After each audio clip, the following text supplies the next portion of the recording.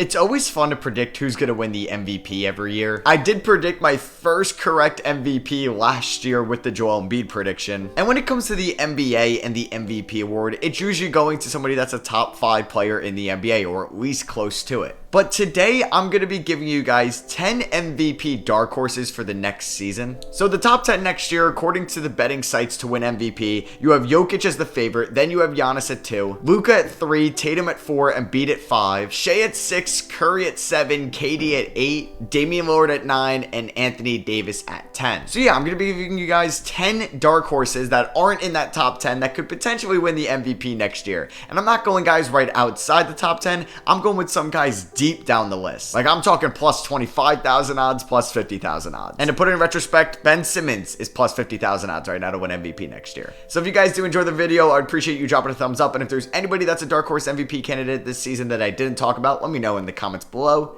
Let's get into it. So we're going to start things off with Tyrese Halliburton of the Indiana Pacers. Tyrese Halliburton is plus 15,000 to win the MVP right now. So if you placed a $10 bet, you would win $1,500 if you were to win the award. And a lot of these guys are going to have to be on teams that are going to have to drastically overachieve, because they aren't really a dark horse if they're on like the Denver Nuggets or the Boston Celtics or the Milwaukee Bucks. So I'm going with Halliburton, who's on the Indiana Pacers. They were not a playoff team last year. They were picking in the top 10, and they aren't projected to be a playoff team this year. They're projected to finish around the play-in tournament, but not have a top 8 chance at making the playoffs. So if Halliburton were to win MVP, he would have to increase his point per game total from last year, that was at 20.7 points per game, to probably north of 23 or 24. But I do think that he has to have the most assists per game out of anybody in the league next year. He's got to beat out Trey, he's got to beat out Harden and anybody else near him. And I think a 50-40-90 season will do it justice too. He was 49% from the field last year, got to get that up 1%. He was already 40% from 3 last year, so he's good there. And his free throw percentage last year was 87%, so if he can get that up 3 percentage points,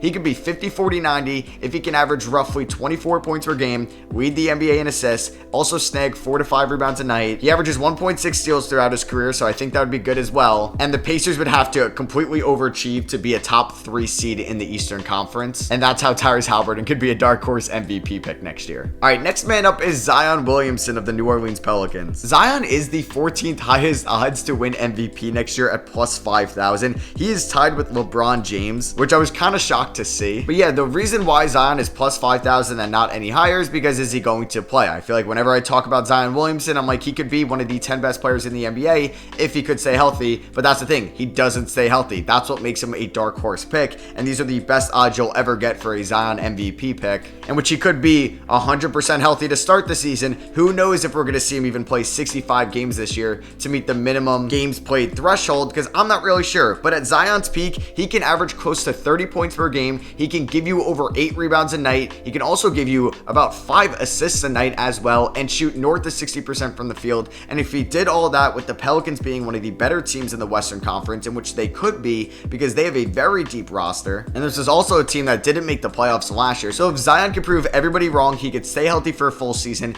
and have the best year of his career, he could be in the MVP conversation. Next up, we have Jalen Brunson of the New York Knicks, who is also plus 5,000 to win the award. Now, what Brunson has going for him is playing in the New York market. Brunson averaged 24 points per game last year for the Knicks and 6 assists a night as well, on 49% from the field, 41% from 3, and 83% from the line. His numbers were also insane in the new year as well. So just in the year 2023, he averaged 28 points, 6 assists, 4 rebounds on 50-40-80 splits, which is just incredible. He was also fantastic for the Knicks in the playoffs, so you know he's going to be very good next year. He's going to be the Knicks' #1 option. And I do think that this Knicks team is deep enough to overachieve. They're projected to be around the 4th, 5th, or 6th seed next year. So could they overachieve to being the 2 seed in the Eastern Conference? Yeah, that is a possibility. This team is very deep. Because alongside Brunson, you have RJ Barrett, Emmanuel Quickley, Quentin Grimes, Josh Hart, Dante DiVincenzo, currently still Evan Fournier. So they have plenty of depth to withstand injuries. And if Jalen Brunson could even go up to 26, 27 points per game, go up from 6 assists to 7 assists, and still have elite efficiency while the Knicks are the 2 seed in the Eastern Conference, he's 100% going to be in that conversation just because he plays in New York. All right, so Darren Fox is actually plus 4,000 to win MVP next year. I was kind of shocked when I saw those odds. But Fox, like Halliburton, just has to see the Kings overachieve next year, which is going to be tough to do because the Kings are one of the better teams in the Western Conference already. So the Kings would either need to be the 1 seed or 2 seed in my opinion. Fox will need to increase his point per game total from 25 to 27 or 28. He would have to increase his assist per game total from 6.1 last year to into the 7s, maybe the rebounds from 4.2 into the 5s, and keep his efficiency up. He shot 51% from the field last year. That will play. He shot 32% from 3. That's going to need to improve to at least 35% from 3. And he shot 78% from the line. I would like to see that get into the 80s for him to be in the MVP conversation. He also averages a steal a night as well. So I think if he can lead the Kings to a top 2 seed in the West, put up those career high numbers, and with the narrative that he could save Sacramento, he will be in that MVP conversation at plus 4,000 odds. And we all know that the MVP is a narrative driven award. And that's why I think for Jalen Brunson, it could be so big that he plays on the New York Knicks. And I think for Darren Fox, he plays on the Sacramento Kings. They've been one of the worst teams in the 21st century. If he's the savior for them, that could be a great storyline for him winning MVP. All right, my next pick is someone that I love here. He's plus 50,000 odds, and I think he should be a little bit higher, and it's Zach LaVine of the Chicago Bulls. All right, so hear me out. We all know that the Bulls are going to be a fringe playoff team this year. They didn't make the playoffs last year after losing in the second leg of the play-in tournament to the Miami Heat, and Zach LaVine had incredible stat sheet season. He averaged 25 points per game, 4 rebounds, 4 assists on 48% field goal percentage, 38% from 3, and 85% from the line. Those are elite numbers. LaVine will be going to his age 28 season, and if he can get those numbers up just a little bit more, maybe replicate what he did in 2021, get closer to 30 points per game, be close to 50, 40, 90 as well, and give the Bulls 5 rebounds and 5 assists. And if the Bulls are able to overachieve, that's a big thing with these MVP awards, but why I have a lot of these guys on the list that really aren't expected to make the playoffs, and that's why they're dark horses, because if they make the playoffs and they overachieve, it's going to be great for their narrative. So if somehow the Chicago Bulls are extremely deep and they play extremely well next year and they're a top 3 seed in the East, and Zach LaVine posts all career high numbers, I think there's a chance he could be in the conversation. If you do remember in 2021 when the Bulls overachieved, DeMar DeRozan was in that conversation the whole season. So I wouldn't be too shocked if Zach LaVine could be in that conversation. He's into his prime. This could be the best year of his career. And he played 77 games last year as well, which was the highest since his second year in the league. So he's been healthy for the last 2 years. I'm not worried about him not hitting that 65 game threshold. So I might myself sprinkle a little bit on Zach LaVine plus 50,000 win MVP. He's in the same tier as guys like Russell Westbrook and Ben Simmons. That is just disrespectful. All right, my next player is somebody you couldn't even bet on, and this might be my biggest long shot in the video, so he's not even listed on plus 50,000, and it's Desmond Bane of the Memphis Grizzlies. All right, hear me out. I wanted to put an absolute long shot out here. And with Ja Morant suspended 25 games, I think I have more faith in Desmond Bane being that leading scoring option instead of Jaren Jackson Jr. So if you wanted to have Triple J in this spot because of his defense, I would be fine with that. I could see him being a dark horse MVP candidate as well. And Desmond Bane is already one of the best shooters in the NBA. He averaged 21.5 points per game last year. He shot 48% from the field, 41% from 3, and 88% from the line. He could 100% be a 50, 40, 90 guy next year. And what's stopping him from averaging north of 25 points per game, at least in the games that Ja Morant is suspended for? I think we could see an absolute breakout season from Desmond Bane. He got the bag this past offseason. And the Grizzlies team is going to be very good. They're going to have a good record, in my opinion, even without Ja Morant. It's a well-coached team. It's a deep team. And if Desmond Bane is that top guy and the Grizzlies still get like a top 3 seed in the Western Conference and Ja Morant ends up missing maybe 40 total games next year, hey, I'm saying it's an extreme long shot. Probably not going to happen, but I kind of love this prediction. Next up, we have Franz Wagner of the Orlando Magic. So I can't even find Franz's odds. Paolo Banchero is at plus 50,000. So I would say Franz is either at plus 50,000 or somehow even better odds. Well, I guess worse odds for this standpoint. But yeah, Franz Wagner could easily take that year 3 jump to stardom. He went from 15 points per game to 18 last year, and his field goal percentage went up and his 3-point percentage went up from his rookie year to his sophomore year. If he can average north of 23 points per game, which is a 5-point per game jump, and the Orlando Magic are able to get into that playoff picture. So like the Indiana Pacers, like the Chicago Bulls, they would need to overachieve in the Eastern Conference. They're projected to not make the playoffs going into the year. So if they're able to maybe snag the 4 seed, the 5 seed, and really prove all of us wrong and take that jump a year earlier than we all think it's going to be, Franz could be that new up-and-coming, exciting pick for MVP. And he's coming off so much momentum from winning the gold medal with Germany in the FIBA World Cup this past summer. So I like Franz's momentum going into the year, and I do think he would have better odds than Paolo Banchero because I do think he's going to be the best Orlando Magic in 2024.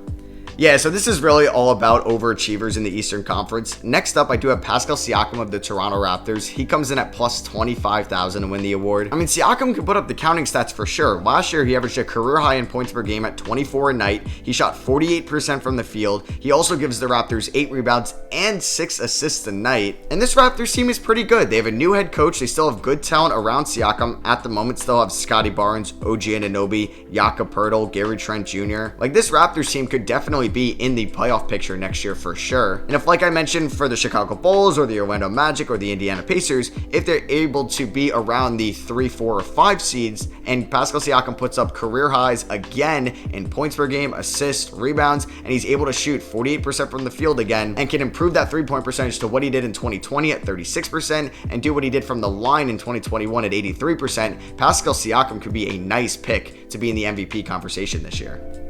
Alright, I was surprised when I read his odds. I got Paul George coming in here. He was plus 12,000 to win the award. I mean, it's Paul George, man. Maybe he's got one more elite year in him. Could he go back to what he was in 2019 for the OKC Thunder? I think this would have to be if Kawhi Leonard missed a decent amount of time, so Paul George can take that mantle as the #1 scoring option and win games for the Clippers to help his narrative. And if the Clippers are able to be a top 3 seed in the Western Conference and Paul George can average north of 25 points per game one more time in his career and maybe buy in on the defensive end for one more year and be a plus defender, because you know he's going to give you 45% field goal percentage. He's going to shoot close or above 40% from 3 and be an elite free throw shooter while also giving you 6 rebounds and 5 assists a night. That could be all the ingredients for a Paul George sneaky MVP season.